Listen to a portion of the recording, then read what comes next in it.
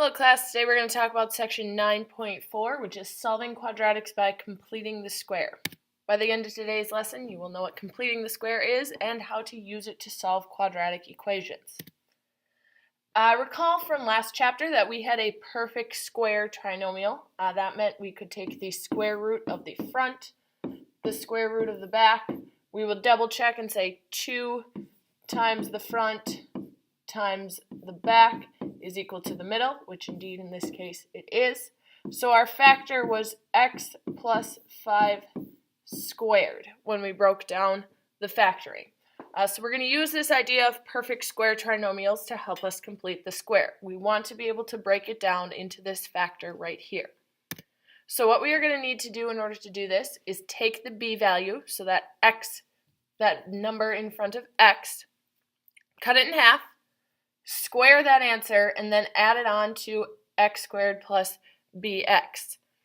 This only happens when the leading coefficient is 1. So if it's not 1, we'll have to make it 1.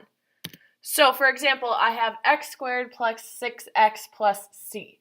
This is what we're trying to figure out in order to complete the square. So my first step is to identify b, which in this case is 6. We're going to cut that in half, which is 3. And then we're going to square that, which is 9.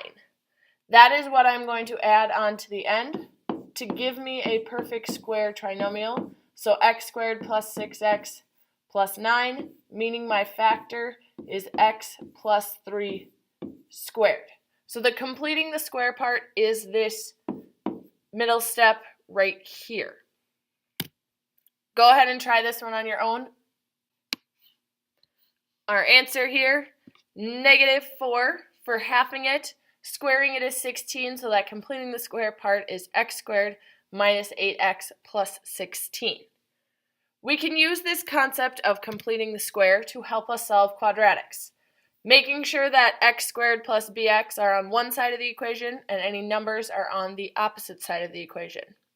Going to go ahead and complete the square and then add that value to both the left and the right side of the equal sign. Factor, take the square root of both sides, and then solve for both values of x. So going through, first we want to make sure that x squared and bx are on the same side. They are, so step 1 is complete.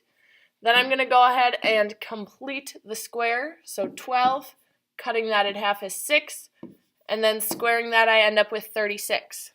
I'm then going to add 36 to both sides of my equation, giving me x squared plus 12x plus 36 is equal to 36. I'm going to factor the left side using the perfect square trinomial. One way to look at this as a shortcut, this is always going to be that halved value is what is going to go in the parentheses with x. So x plus 6 squared is equal to 36. I'm going to take the square root of both sides, which is going to give me x plus 6. Remember, squared and square root cancel each other out. And then remember, there are 2 square roots of 36, either positive 6 or negative 6. So there's always going to be 2 cases if you have a number, the positive case and the negative case. The only time that won't happen is if that is 0, because 0 does not have a positive and a negative value. If it's any number other than 0, you're going to have these 2 cases. Then we're going to go ahead and solve both of those cases, subtracting 6 from both sides. Our first answer is x is equal to 0, and our second answer is x is equal to -12. So we have our 2 answers that would satisfy this quadratic equation. Go ahead and try this one on your own. Cutting 6 in half, you get 3. Squaring that is 9, adding 9 to both sides.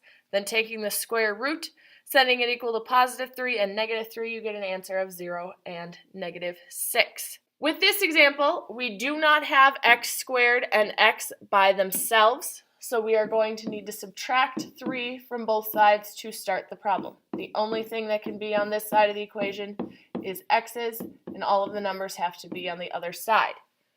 Going to go ahead and take and complete my square, so half of -14 is -7. Squaring that is 49. So I'm going to add 49 to both sides of my equation and end up with x squared minus 14x plus 49 is equal to 54. Again, we're going to go ahead and factor this, breaking it down into x minus 7 squared is equal to 54.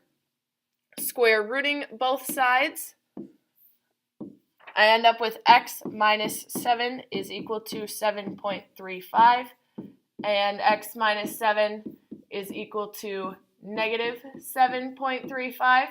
When you end up with decimals for the square roots, you're going to want to round to 2 decimal places. Be careful you are following rounding rules. 5 and above should be rounding up, 4 and below should be rounding down. We're going to finish out this problem by adding 7 to both sides of both equations.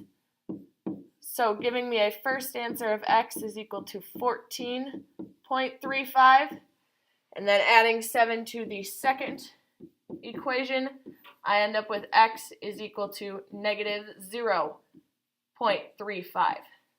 So I have my 2 answers for the quadratic. Go ahead and try this one on your own. First thing you should have done is subtracted 12 from both sides. That's going to give you equal to 7. You're going to take negative 6, cut it in half, which is negative 3, and square that and add it to both sides, so you end up with it equal to 16. Factor and then square root, you get x minus 3 is equal to 4, and x minus 3 is equal to negative 4, giving you answers of 7 and negative 1. Last type of situation you're going to see is when this x squared term is not by itself. We cannot solve using this technique if x squared is being multiplied with anything. So our first step here is going to be to divide by the a value. So 0.1 divided by 0.1 is just 1, so I've got x squared. 2.4 divided by 0.1 is 24x. 25 divided by 0.1 is 250, and 430 divided by 0.1 is 4,300. Again, I'm going to take my next step of getting x's by themselves, so I'm going to subtract 250 from both sides, which is going to give me x squared plus 24x is equal to 4,050. Then I'm going to go ahead and complete the square. So half of 24 is 12. Squaring that is 144. So I'm going to add 144 to both sides. And I end up with x squared plus 24x plus 144 is equal to 4,194. Then I'm going to go ahead and factor that. So breaking it down to that parentheses piece, I'm going to have x plus 12 squared is equal to 4,194. We're going to square root both sides and get x plus 12 is equal to 64.76. And x plus 12 is equal to negative 64.76. I'm going to go ahead and subtract 12 from both sides to finish out this problem. My first answer is going to be x is equal to 52.76, and my second answer is x is equal to negative 76.76. Go ahead and try this one on your own, remembering to divide first. Dividing by 3, you end up with x squared plus 2x minus 4 is equal to 0. Add 4 to both sides. Complete the square by cutting 2 in half, which gives you 1. Squaring that is 1, so adding 1 to both sides. Factoring and taking the square root, and then subtracting 1 to solve. Your 2 answers are 1.24 and negative 3.24. I'm going to go ahead and show one more example, which is the last sort of case that you are going to run into. Again, start by getting rid of that a value.